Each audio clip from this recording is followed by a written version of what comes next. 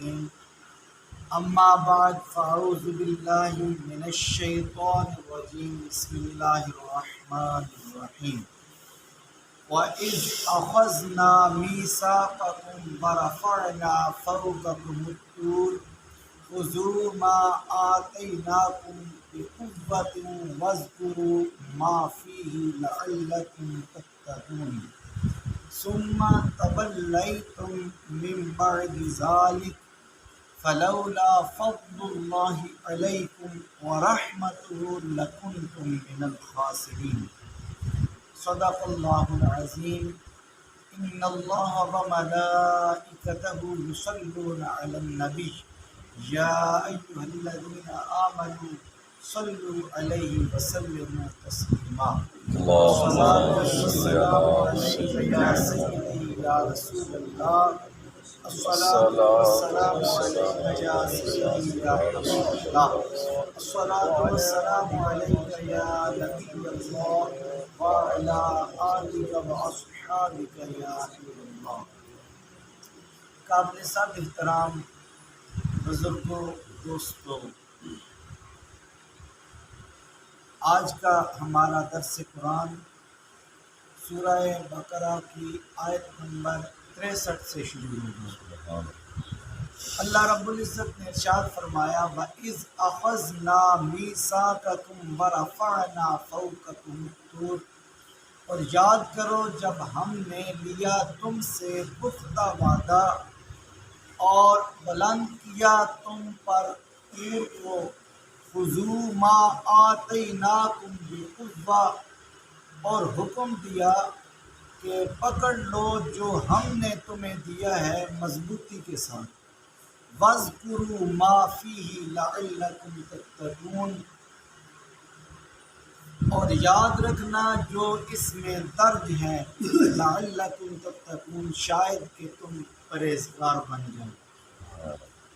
ثُمَّ تَوَلَّيْتُمْ مِنْ بَعْدِ ذَلِكَ، پھر منہ موڑ لیا تم نے وعدہ کرنے کے بعد، فَلَوْلَا فَضْلُ اللَّهِ عَلَيْكُمْ وَرَحْمَتُهُ، بس اگر اللہ کا فضل اور اس کی رحمت نہ ہوتی، لَكُنْتُمْ مِنَ الْخَاسِرِينَ، تو تم ہو جاتے نقصان اٹھانے والوں میں سے۔ فرعون وہ شخص تھا جس نے بنی اسرائیل پہ بہت زیادہ ظلم کیے۔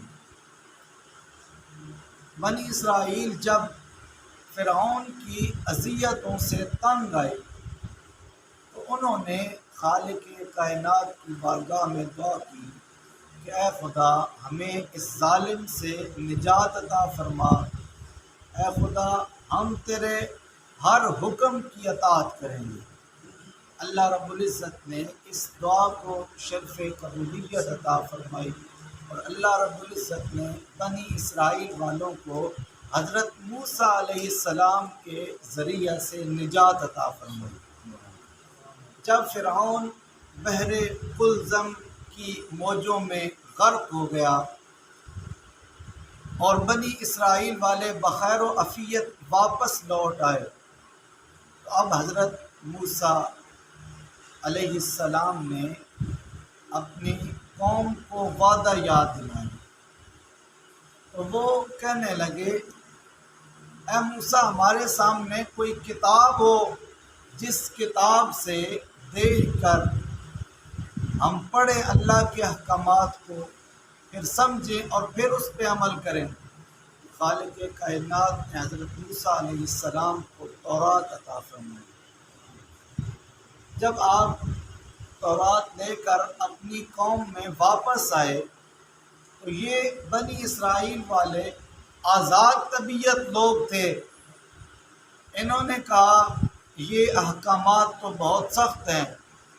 وہ سخت احکامات کو دیکھ کر گھبرا گئے اور قبول کرنے سے انکار کر دیا۔ اب جب انہوں نے انکار کیا تو اللہ کے حکم سے حضرت جبرائیل علیہ السلام نے اپنے پروں پہ کوہ طور کو اٹھایا اور کوہ طور کو اٹھا کر بنی اسرائیل کے اوپر معلق کر دیا۔ اور پھر حکم ہوا کہ تورات کے احکامات کو قبول کرو، نہیں تو اس پہاڑ کے نیچے کچل دیے جاؤ۔ اب جب یہ حکم ملا، اوپر پہاڑ تھا تو سارے ڈر گئے، سجدے میں گر گئے، لیکن سجدہ انہوں نے پیشانی پہ نہیں کیا، بلکہ سجدہ انہوں نے اپنی رخساروں پہ کیا۔ نظر پھر بھی پہاڑ کی طرف تھی کہ کہیں اوپر گر نہ جائیں۔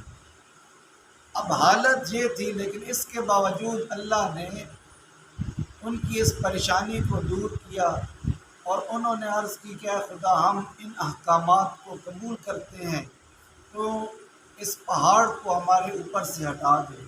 اب اللہ رب العزت نے اس پہاڑ کو ان کے اوپر سے ہٹا دیا۔ اب جب وہ مشکل دور ہوئی تو یہ بنی اسرائیل والے دوبارہ نافرمان ہو گئے، اور ان کی نافرمانی اس حد تک بڑھ گئی کہ انبیاء کرام علیہ السلام کو بھی قتل کرنے لگ گئے۔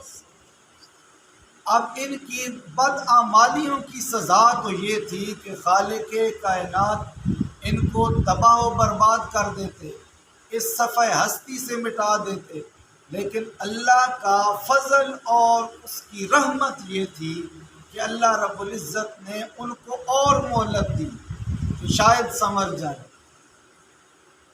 یہ جو آیت مقدسہ میں نے آج تلاوت کی ہے، اس سے پہلے اللہ رب العزت نے بنی اسرائیل کے اوپر کی گئی 9 نعمتوں کا ذکر کیا، اور ہر نعمت ذکر کرنے کے بعد خالق کائنات نے نبی آخر الزمان محمد مصطفیٰ صلی اللہ علیہ وآلہ وسلم پر ایمان لانے کا حکم دیا۔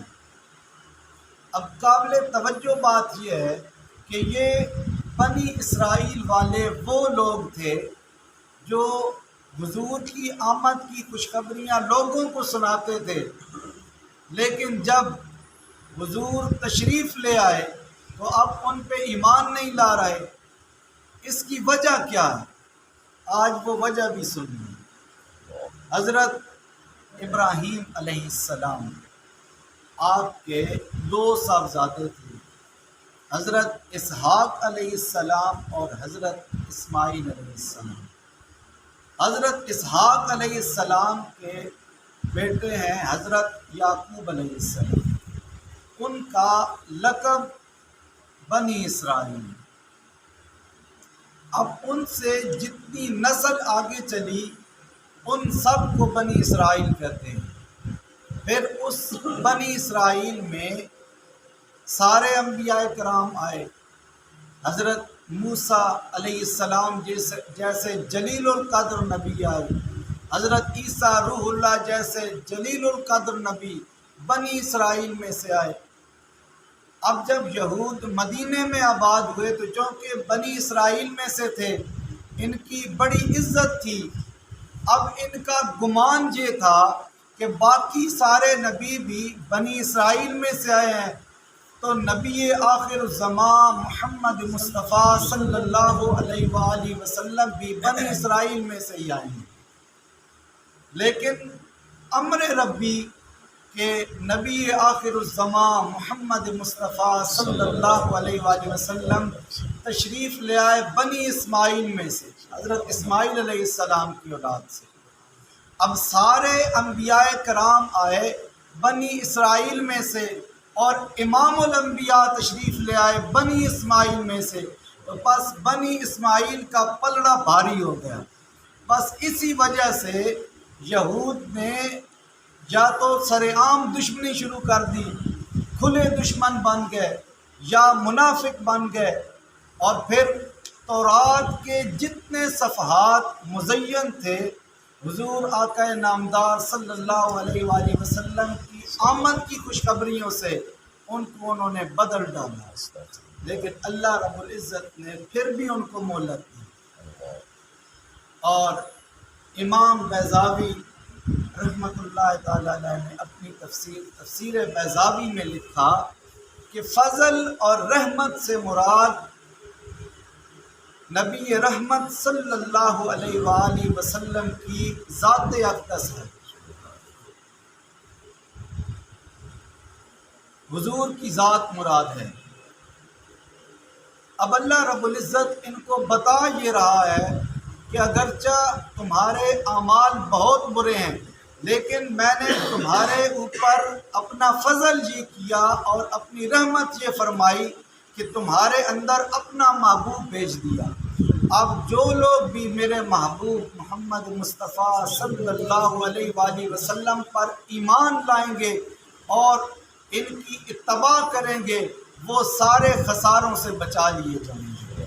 تو پتہ یہ چلا کہ اس کائنات میں سب سے بڑی رحمت اور سب سے عظیم فضل حضور نبی رحمت صلی اللہ علیہ وآلہ وسلم کی ذات اقدس۔ آگے اللہ رب العزت نے ارشاد فرمایا وَلَقَدْ عَلِمْتُمُ الَّذِينَ اعْتَدَوْا مِنْكُمْ فِي السَّبْتِ فَقُلْنَا لَهُمْ كُونُوا قِرَدَةً خَاسِئِينَ، اور تم خوب جانتے ہو ان لوگوں کو جنہوں نے نافرمانی کی تم میں سے سبت کے قانون کی، پس ہم نے حکم دیا کہ بن جاؤ پھٹکارے ہوئے بندر۔ اب یہ جس قوم کے بارے میں ذکر ہے، یہ قوم مدینہ اور شام کے درمیان ایک جگہ ہے، اس جگہ کا نام ہے ایلا۔ وہاں پہ یہ ساری قوم آباد تھی، یہ بھی بنی اسرائیل والی۔ اب ان کے لیے سبت کا قانون کیا تھا؟ سبت کا قانون یہ تھا کہ ہفتے والا دن صرف اللہ رب العزت کی عبادت کے لیے مخصوص ہے۔ اس دن کوئی کھیتی باڑی نہیں کر سکتا، کوئی شکار نہیں کر سکتا، سب ممنوع ہے۔ اب ان کے قریب ایک دریا تھا۔ اللہ کی قدرت کہ ہفتے والا دن جس دن شکار منع تھا، اسی دن اس دریا میں مچھلیاں بہت زیادہ آتی تھیں۔ اب انہوں نے کہا کہ ہفتے والے دن مچھلیاں زیادہ آتی ہیں اور ہفتے والے دن پابندی ہے۔ انہوں نے ایک ہیلا تلاش کر لیا۔ انہوں نے کہا جی چلو ہاتھ لگا کے نہیں پکڑنا۔ انہوں نے اپنے گھروں کے سامنے حوض بنا لیے اور درمیان سے ایک نالی نکالی، اس کو دریا کے ساتھ ملا دیا۔ اب ہفتے والے دن اس دریا سے اس نالی کے ذریعے مچھلیاں حوض میں آ جاتی، ادھر قید ہو جاتی، اور یہ اتوار والے دن شکار کر لیتے۔ اب در حقیقت ان لوگوں کا اپنے گھروں کے سامنے حوض بنا دینا اور ہفتے والے دن مچھلیوں کو قید کر دینا، یہی حد سے تجاوز کرنا تھا۔ اب بعض لوگ تھے اللہ سے ڈرنے والے، انہوں نے کہا کہ یہ کام نہ کرو، اللہ کی حدوں کو پامال کرو، لیکن وہ یہ کام ایک لمبے عرصے تک کرتے رہے۔ مفسرین نے لکھا کہ 70 سال تک یہ لوگ اسی کام میں مصروف رہے اور یہ نافرمانی کرتے رہے، لیکن پھر اللہ کے بندوں نے بار بار منع کیا۔ جب پھر بھی منع نہ ہوئے تو یہ جو اللہ کے نیک بندے تھے، اللہ سے ڈرنے والے تھے، انہوں نے کہا ہم ان نافرمانوں کے ساتھ نہیں رہتے۔ انہوں نے اپنا کھانا پینا الگ کر لیا، انہوں نے اپنی رہائشیں الگ کر لی اور درمیان میں ایک بہت بڑی دیوار کھڑی کر دی کہ تم ادھر رہو، ہم ادھر رہیں گے۔ اب تھوڑا عرصہ گزرا تو ایک دن ایسا ہوا کہ اس طرف سے کوئی شخص ادھر نہ آیا، بالکل خاموشی تھی۔ اب یہ جو اللہ سے ڈرنے والے لوگ تھے، انہوں نے کہا کہ دیکھیں کہ آخر وجہ کیا ہے کہ کوئی ادھر نہیں آ رہا۔ جب انہوں نے دیوار کی دوسری طرف جا کے دیکھا تو سارے کے سارے بندر بن چکے تھے۔ اب یہ اللہ کی طرف سے سزا تھی۔ اب یہ ان پہ حالت بندروں والی 3 دن تک رہی۔ 3 دن وہ بندر بنے رہے، اذیتوں میں رہے، اور تیسرے دن ان سب کو صفحہ ہستی سے مٹا دیا گیا۔ یہ جو آج کل بندر ہیں، یہ ان کی اولاد نہیں ہے، بلکہ وہ جتنے تھے ان سب کو تیسرے دن صفحہ ہستی سے مٹا دیا گیا۔ اب ایک سوال پیدا ہوتا ہے دل میں کہ ہفتے والا دن تھا اللہ کی عبادت کے لیے مخصوص، اور اسی دن مچھلیاں زیادہ آتی تھیں، اللہ رب العزت اسی دن مچھلیوں کو کثرت سے کیوں بھیج دیتا تھا؟ اب جب یہ سوال پیدا ہوا تو مفسرین نے اس کا جواب لکھا۔ انہوں نے کہا کہ ہفتے والا دن عبادت کا دن تھا، لیکن پھر بھی مچھلیوں کو کثرت سے بھیجنا، اس میں اللہ رب العزت کی طرف سے بنی اسرائیل والوں کی طرف بہت بڑی آزمائش تھی، بہت بڑا امتحان تھا کہ کیا یہ مچھلیوں کی کثرت، مچھلیوں کی بہتات دیکھ کر پھسل جاتے ہیں یا میرے حکم پہ جمے رہتے ہیں۔ اور یہ جو آزمائش والا معاملہ ہے، اللہ رب العزت نے ہر دور میں اپنے بندوں کے اوپر آزمائش کی، اپنے بندوں سے امتحانات لیے۔ خالق کائنات نے ارشاد فرمایا احسب الناس ان یترکوا ان یقولوا آمنا وهم لا یفتنون، کیا لوگ یہ گمان کرتے ہیں کہ انہیں صرف اس بات پہ چھوڑ دیا جائے گا کہ وہ کہتے ہیں کہ ہم ایمان والے ہیں اور انہیں آزمایا نہیں جائے گا؟ نہیں، بلکہ خالق کائنات اپنے بندوں کو آزماتا ہے، اپنے بندوں کو اولاد کے ذریعے بھی آزماتا ہے، اپنے بندوں کو مال و دولت کے ذریعے بھی آزماتا ہے، اپنے بندوں کو طرح طرح کی تکالیف دے کے بھی آزماتا ہے۔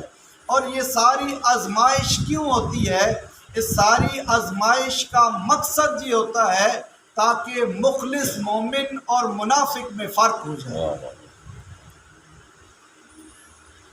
تو اللہ رب العزت نے یہ فرق کرنے کے لیے یہ چیز رکھی ہے۔